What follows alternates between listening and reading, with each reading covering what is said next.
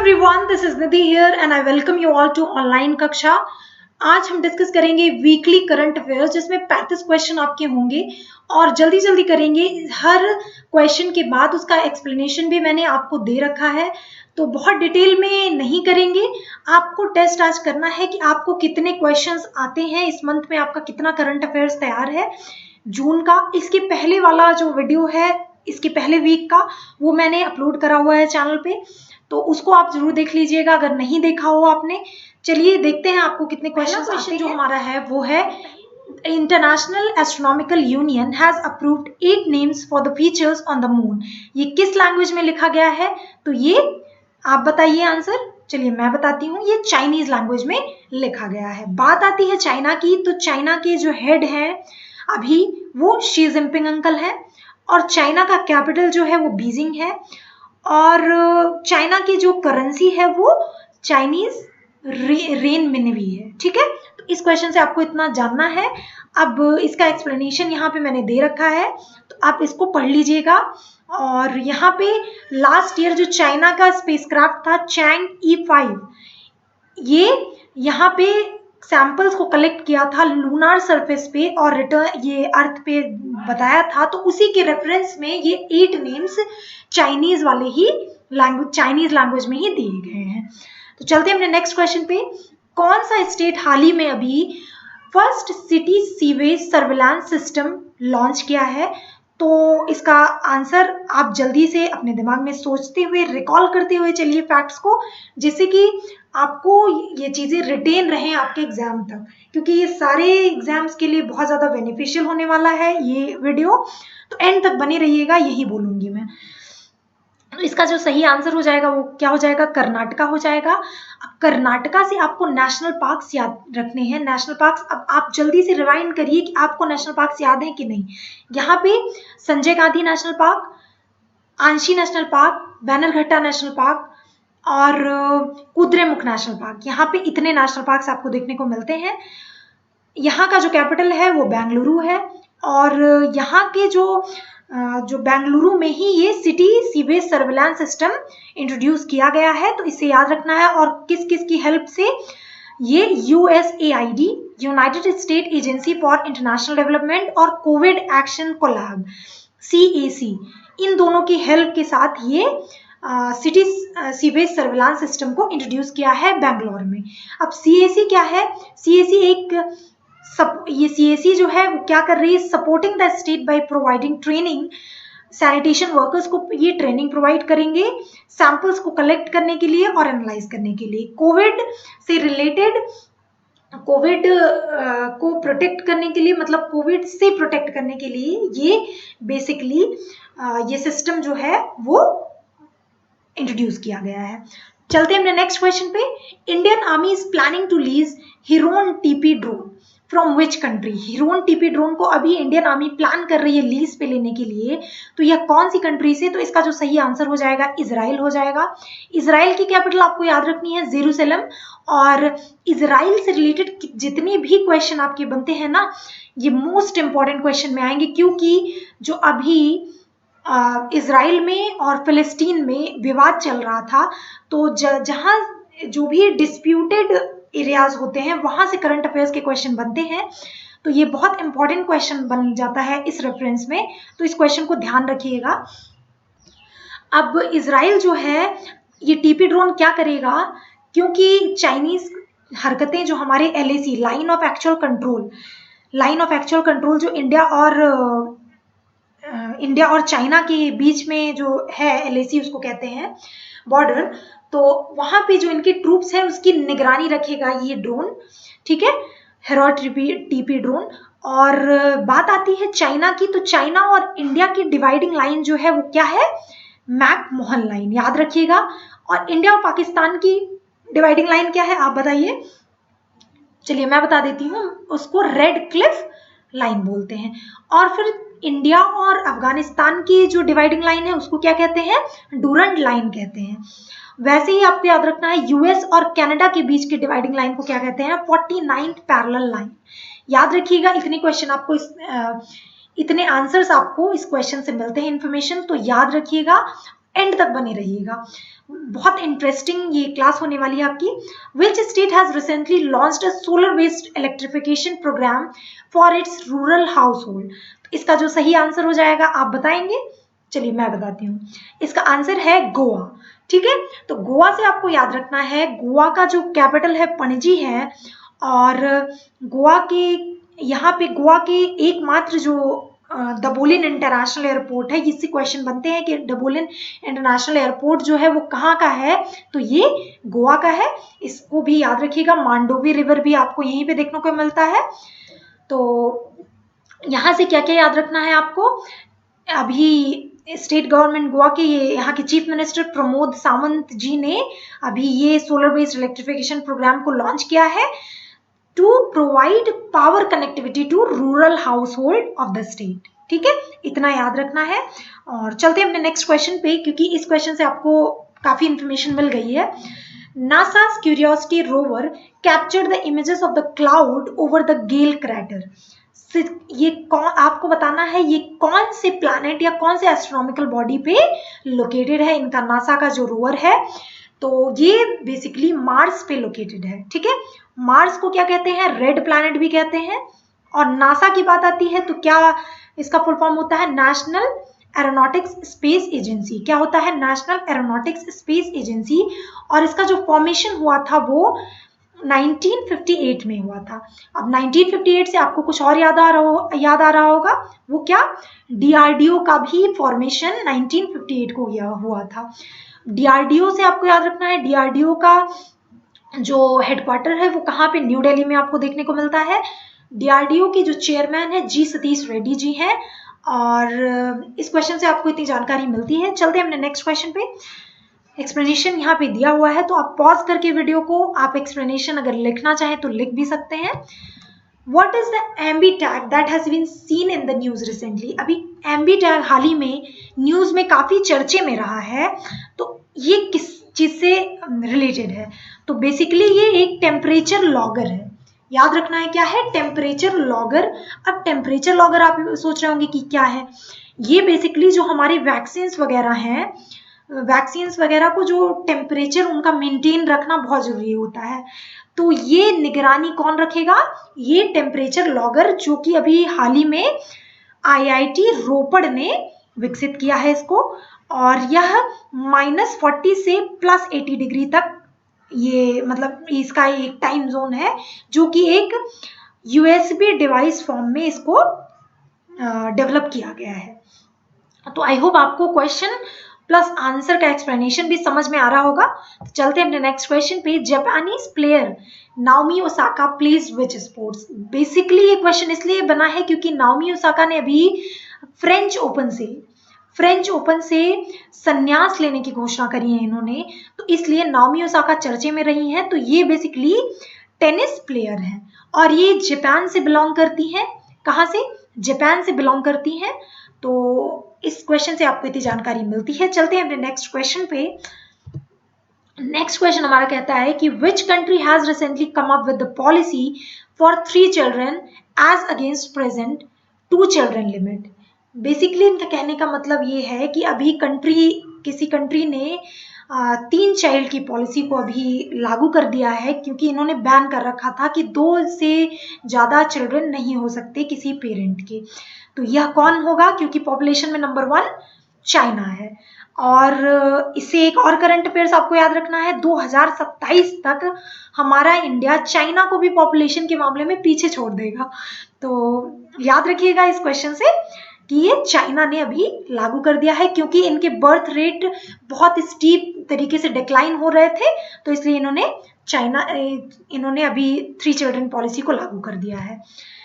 चलते हैं अपने नेक्स्ट क्वेश्चन पे। The term mixing and matching is in news is related to what? मतलब मिक्सिंग और मैचिंग अभी हाल ही में न्यूज में बहुत रहा है, तो ये किस चीज से रिलेटेड है? तो ये बेसिकली कोविड वैक्सीन से रिलेटेड है। देख लेते हैं इसका explanation. National advisory committee on immunization, NACI, क्या है, किसकी बॉडी है ये? कनाडा की बॉडी है। इन्होंने अभी रिकमेंड किया है mixing and matching of the second dose of COVID-19 vaccine. हाल ही में इसका जो अभी इनके सिटीजन्स ने फर्स्ट जो डोज है उन्होंने फर्स्ट वैक्सीनेशन करवा लिया है, तो इन्होंने कहा कि ये जो सेकेंड वैक्सीनेशन इनका है ये मॉडर्ना या एफपी फाइजर से वैक्सीन को भी ये सेकेंड शॉट में ले सकते हैं। तो इस क्वेश्चन से आपको इतनी जानकारी मिलती है। कनाडा से आपको याद रखना है, कनाडा और यूएसए के बीच की जो डिवाइडिंग लाइन है उसको क्या कहते हैं, 49th पैरेलल लाइन। तो चलते हैं अपने नेक्स्ट क्वेश्चन पे। Which country has launched Mission Innovation Clean Tech Exchange at the Net Zero Summit hosted by Chile? तो ये भैया कोई नहीं, अपना प्यारा देश भारत है। तो अभी इन्होंने, इंडिया ने लॉन्च किया है mission innovation clean tech exchange at the net zero summit hosted by Chile. अब ये एक ग्लोबल इनिशिएटिव है। क्या है? Global initiative that will create a network of incubators across member countries to fast track clean energy innovation. अब mission innovation 2 जो है ये सेकेंड फेज है इसी mission innovation clean tech exchange के तहत। मिशन इनोवेशन 2 जो है वो ग्लोबल मिशन इनोवेशन इनिशिएटिव का सेकेंड फेज है, जो कि पेरिस एग्रीमेंट 2015 यूएन क्लाइमेट में लॉन्च किया गया था। चलते हैं अपने नेक्स्ट क्वेश्चन पे। बहुत ज्यादा important question, most important question for your examination point of view, तो आप ध्यान दीजिएगा। Pran Vayu Swasthya are the names of the ventilators. ठीक है, वेंटिलेटर्स के नाम है प्राण वायु स्वास्थ्य। ठीक है, ये 3 ये किस ऑर्गेनाइजेशन के द्वारा डेवलप किया गया है, ये क्वेश्चन है, तो आपको इसका आंसर देना है। याद आ गया होगा, अगर याद नहीं आया है तो मैं आपको बताती हूँ, इसका जो सही आंसर हो जाएगा वो हो जाएगा इसरो। ठीक है, ये क्या है? Indian space research organisation. क्या है इसका full form? Indian space research organisation, जिसका फॉर्मेशन हुआ था 15 अगस्त 1969 में। ठीक है, तो अब इससे आपको याद रखना है इसका फुल फॉर्म। ये बेसिकली होता क्या है? जो प्राण आपका है वो उसका फुल फॉर्म है programmable respiratory assistant for the needy aid. क्या है? Programmable respiratory assistant for the needy aid. ये एक फॉर्म है ventilator assist unit. Gas powered ventilator जो है space ventilator aided system for trauma assistant. ये भी बहुत ज्यादा इंपॉर्टेंट है क्योंकि इसके फुल फॉर्म आपके ऑप्शन में दे सकते हैं कि इसका फुल फॉर्म क्या है, तो याद रखिएगा, पॉज करके अपने कॉपी में कहीं लिख लीजिएगा। तो इस क्वेश्चन से आपको इतनी जानकारी मिलती है। हाँ, इसरो के जो हेड हैं वो के हैं, कौन है? के सिवान जी हैं, और इसका हेडक्वार्टर आपको पता होगा बेंगलुरु में है। और फर्स्ट चेयरमैन जो इसरो के थे वो विक्रम साराभाई जी थे। कौन थे? विक्रम साराभाई। तो इस क्वेश्चन से आपको इतनी जानकारी मिलती है। चलते हैं अपने नेक्स्ट क्वेश्चन पे। What is the name for the under sea power cable project between Germany and Norway? अभी बेसिकली जर्मनी और नॉर्वे के बीच में एक under sea power cable project launch किया गया है, तो उस प्रोजेक्ट का नाम क्या है? तो उस प्रोजेक्ट का नाम है नॉर्ड लिंक। क्या है? Nord link. एक्सप्लेनेशन आपको यहाँ पे दिया हुआ है, आप पढ़ सकते हैं पॉज करके। Litoria mira that has been discovered from the rain forest of New Guinea. क्या चीज है ये? स्नेक है, फ्रॉग है, ऑटर है, टॉकन है। तो ये बेसिकली फ्रॉग है। अब इसका एक्सप्लेनेशन देख लेते हैं। ऑस्ट्रेलियन साइंटिस्ट ने अभी डिस्कवर किया है न्यू स्पीसीज को, जिसका नाम है चॉकलेट फ्रॉग के नाम से भी जाना जाता है, क्योंकि ये चॉकलेट के कलर का है, और इसका कलर याद रखिएगा चॉकलेट कलर का है। Which state has launch the initiative name mission Fateh 2? तो इसका जो सही आंसर हो जाएगा वो हो जाएगा पंजाब। पंजाब की सीएम अमरिंदर सिंह, पंजाब के governor BP Badnore.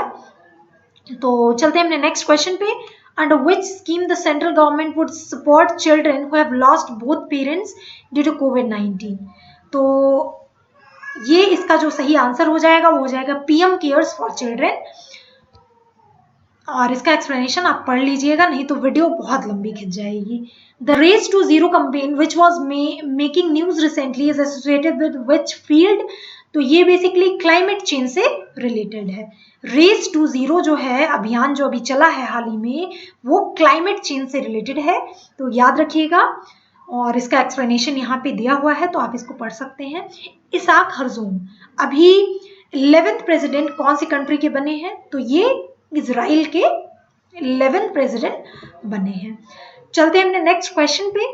Next question है डॉक्टर पैट्रिक अमोट अभी हाल ही में WHO एग्जीक्यूटिव बोर्ड के चेयरमैन बने हैं, इनको नियुक्त किया गया है। तो ये कौन से कंट्री से बिलोंग करते हैं?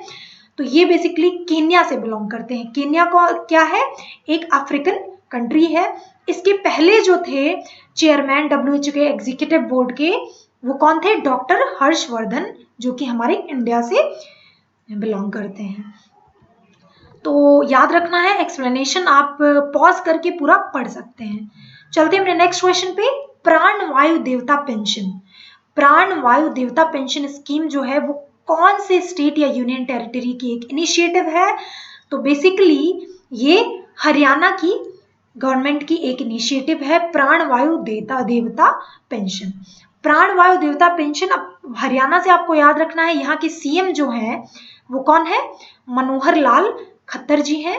और यहाँ पे जो नेशनल पार्क्स आपको देखने को मिलता है वो सुल्तानपुर नेशनल पार्क और कालेश्वर नेशनल पार्क देखने को मिलता है, जो कि एग्जामिनेशन पॉइंट ऑफ व्यू से बहुत ज़्यादा इम्पोर्टेंट है, और इसका एक्सप्लेनेशन आप यहाँ से पढ़ सकते हैं। चलते हैं अपने नेक्स्ट क्वेश्चन पे।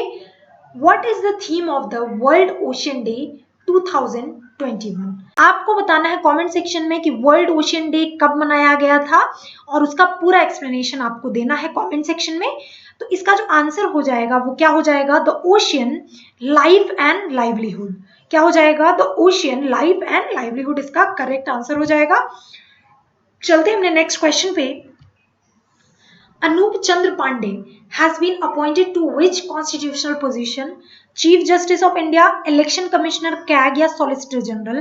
तो अभी इनको इलेक्शन कमिश्नर बनाया गया है। चीफ इलेक्शन कमिश्नर और इलेक्शन कमीशन में आपको कंफ्यूज नहीं होना है, क्योंकि चीफ इलेक्शन कमीशन मतलब एक होते हैं, जो कि अभी फिलहाल में सुशील चंद्र जी हैं, सुशील चंद्र जी हैं। और आपके सुनील अरोड़ा जी की जगह पे अनूप चंद्र पांडे जी का अभी अपॉइंटमेंट हुआ है।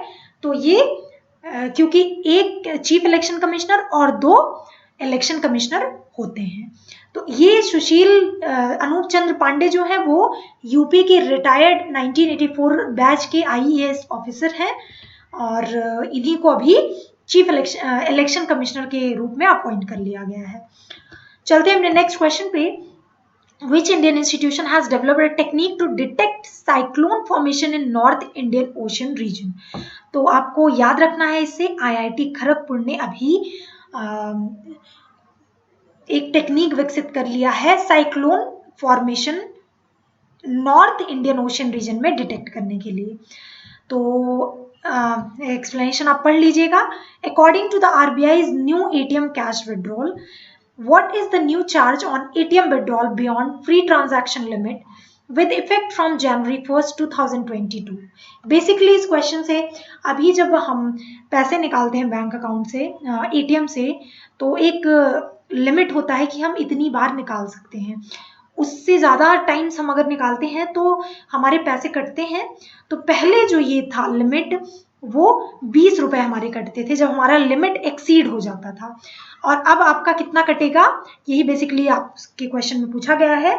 तो अब आपका 21 रुपए कटेगा। ये लागू कब से होगा? जनवरी 1, 2022 से। चलते हैं अपने नेक्स्ट क्वेश्चन पे। नेक्स्ट क्वेश्चन हमारा है, कौन से बैंक ने अभी टॉप किया है वर्ल्ड्स बेस्ट बैंक 2021 फोर्ब्स के अकॉर्डिंग अभी इंडिया के लिस्ट में? तो इसका जो सही आंसर हो जाएगा वो DBS बैंक हो जाएगा। और अभी जो DBS बैंक है वो 1 out of 30 domestic and international banks में इसकी रैंकिंग हुई थी, जिसकी रैंकिंग 1 निकल के आई है। तो बहुत इंपॉर्टेंट क्वेश्चन है, याद रखिएगा इसको।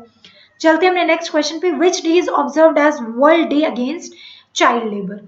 चाइल्ड लेबर को प्रिवेंट करने के लिए बहुत दिनों से ये मुहिम चीज़ें ये चलाई जाती हैं कि चाइल्ड लेबर ख़त्म हो, लेकिन अभी इंडिया के हर पार्ट में चाइल्ड लेबर पूरी तरह से क्या आधे तरीके से भी नहीं ख़त्म हुआ है।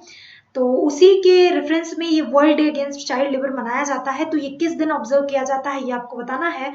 तो इसका जो सही आंसर है वो है 12 जून। अब आपको याद रखना है कि जो वर्ल्ड अगेंस्ट चाइल्ड लेबर जो है वो कौन कौन सी बॉडी मनाती है। तो इंटरनेशनल लेबर ऑर्गेनाइजेशन बनाती है। इंटरनेशनल लेबर ऑर्गेनाइजेशन का जो हेडक्वार्टर है वो जिनेवा स्विट्जरलैंड में आपको देखने को मिलता है। चलते हैं अपने नेक्स्ट क्वेश्चन पे। Recently professor Radha Mohan ji passed away, he was renowned. अभी राधा मोहन जी का हाल ही में निधन हो गया है। तो वो एक प्रसिद्ध क्या थे? एक्टिविस्ट थे, प्ले राइटर थे, सिंगर थे या इकोनॉमिस्ट थे? तो इसका जो सही आंसर हो जाएगा वो हो जाएगा economist.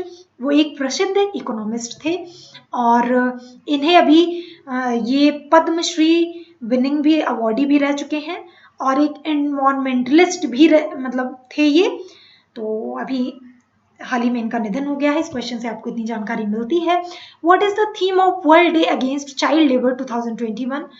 Child labour world day against child labour 12 जून को जो कि अभी मनाया गया था, तो उसका जो थीम था वो क्या था? उसका तो जो थीम था उसका सही आंसर जो हो जाएगा वो हो जाएगा act now and child labour. इसका जो सही आंसर हो जाएगा वो बी हो जाएगा। तो चलते हैं अपने नेक्स्ट क्वेश्चन पे। नेक्स्ट क्वेश्चन हमारा कहता है 2021 में अभी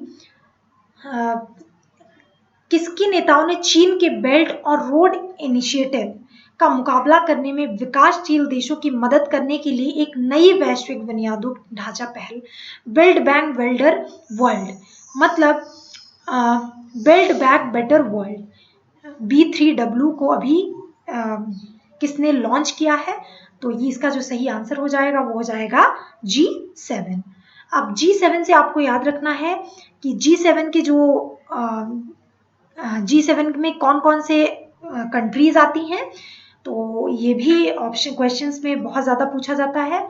बोल देंगे कि G7 में कौन सी, इनमें से G7 कंट्री कौन सी नहीं है। तो आपको ये 7 याद रहेंगे तभी वो क्वेश्चन आप कर पाओगे। तो कौन कौन सी कंट्रीज हैं? France, Germany, Italy, United kingdom, Japan और यूनाइटेड स्टेट कनाडा। ये एक इंटर गवर्नमेंटल ऑर्गेनाइजेशन है जिसका फॉर्मेशन हुआ था 1975 में। और इस क्वेश्चन से आपको इतनी जानकारी मिलती है। चलते हैं अपने नेक्स्ट क्वेश्चन पे। India is set to spend almost how many rupees to boost ethanol production as to roll out a greener mix of gasoline? तो इसका जो सही आंसर हो जाएगा वो हो जाएगा 50,000। चलते हैं अपने नेक्स्ट क्वेश्चन पे। हमारा नेक्स्ट क्वेश्चन कहता है जून 2021 में अभी किसने पुलिट्जर प्राइज से किसको सम्मानित किया गया है? For exposing China's vast infrastructure for detaining Muslims. मुसलमानों को हिरासत में लेने के लिए चीन के विशाल बुनियादी ढांचों को उजागर करने के लिए अभी पुलिट्जर प्राइज पुरस्कार से किसको नवाजा गया है? तो इसका जो सही आंसर हो जाएगा वो हो जाएगा मेघा राजा गोपालन। मेघा राज गोपालन को अभी बेसिकली इस पुलिट्जर प्राइज से सम्मानित किया गया है। अब मेघा राजगोपालन जो है वो इंडियन ओरिजिन की जर्नलिस्ट हैं। इन्होंने इसी के लिए अभी इनको पुलिट्जर प्राइज से नवाजा गया है। She shared the award with 2 colleagues, और भी 2 लोगों को मिला है। ये इंडियन ओरिजिन से हैं, इसलिए ये क्वेश्चन इंपॉर्टेंट बन जाता है। और 2 इनके साथ के कलीग्स कौन कौन से हैं? एलिसन किलिंग और क्रिस्टो बुश्चेक। एलिसन किलिंग और क्रिस्टो बुश्चेक, ये दोनों भी, इनको भी अभी इनके साथ ही इस पुरस्कार से नवाजा गया है। और एक जो इंडियन ओरिजिन की जर्नलिस्ट है नील वेदी, ये पुलिट्जर प्राइज से इनको भी नवाजा गया है फॉर लोकल रिपोर्टिंग के लिए इनको भी इस पुरस्कार से नवाजा गया है। When is international albinism awareness day is observed every year? तो इसका जो सही आंसर हो जाएगा वो हो जाएगा 14 जनवरी को।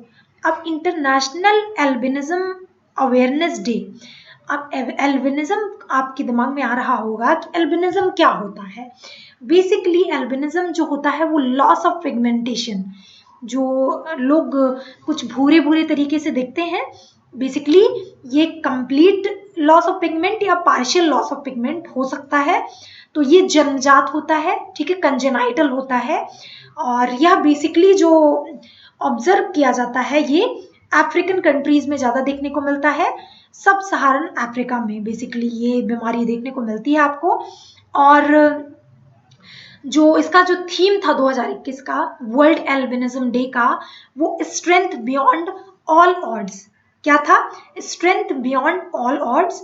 और ये बेसिकली यहाँ पे तंजानिया में 1400 में से 1 लोग ये इस बीमारी से ग्रसित रहते हैं, और जिम्बाब्वे में तो 1000 में से 1 लोग ग्रसित रहते हैं। तो इतना याद रखिएगा इस क्वेश्चन से। चलते हैं अपने नेक्स्ट क्वेश्चन पे। Which international agency has adopted a political declaration to end AIDS by 2030? तो आपको इसमें से बताना है कौन सी एजेंसी ने अभी हाल ही में 2030 तक एड्स को खत्म करने का डिक्लेरेशन डिक्लेयर किया है। तो इसका जो सही आंसर हो जाएगा वो क्या हो जाएगा? United nation general assembly. इसका एक्सप्लेनेशन क्या है? यूनाइटेड नेशन जनरल असेंबली ने अभी इसको हाल ही में 2030 तक खत्म करने का निर्णय लिया है और इसको डिक्लेयर कर दिया है, जिसमें से 165 वोट्स जो थी वो फेवर में थी और 4 वोट्स अगेंस्ट में थी। तो इस क्वेश्चन से आपको इतनी जानकारी मिलती है। चलते हैं अपने नेक्स्ट क्वेश्चन पे, and this is the last question of today's. तो वीडियो कैसी लगी, हेल्पफुल लगी होगी तो लाइक शेयर एंड सब्सक्राइब जरूर कर लीजिएगा। तो क्वेश्चन देखते हैं। Which country has announced to donate 500 million doses of कोविड-19 vaccines to lower income countries through Covax alliance? Covax गठबंधन के माध्यम से के तहत लो इनकम कंट्रीज को कौन सी कंट्री ने 500 मिलियन डोजेस कोविड वैक्सीन देने का निर्णय लिया है, अनाउंस किया है? तो ये इसका जो सही आंसर हो जाएगा वो हो जाएगा USA, United states of America ने अभी इसकी हाल ही में घोषणा करी है। तो यूनाइटेड स्टेट के जो प्रेसिडेंट है वो जो बाइडेन है, और वाइस प्रेसिडेंट जो है वो कमला हैरिस है। कौन है? कमला हैरिस। और इनकी एक बुक जो है वो बहुत इंपॉर्टेंट है, सुपर हीरोज आर एवरीवेयर। कौन है? बुक का नाम क्या है जो कि बहुत ज्यादा चर्चे में रहा है और क्वेश्चन आने की संभावना बहुत ज्यादा है? तो क्या है? सुपर हीरोज आर एवरीवेयर, याद रखिएगा। तो बस आज का लास्ट क्वेश्चन ये है, और लास्ट क्वेश्चन ये है, सॉरी, ब्लड डोनेशन डे अभी हाल ही में सेलिब्रेट किया गया। तो बेसिकली इसका जो थीम था वो क्या था? तो इसका जो थीम था वो था give blood and keep the world beating.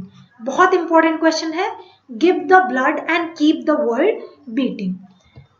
तो इसके पहले वाले वीडियो में मैंने आपसे एक क्वेश्चन पूछा था कि किसने इंटरनेशनल बुकर प्राइज फिक्शन के लिए किसने इंटरनेशनल बुकर प्राइज जीता है?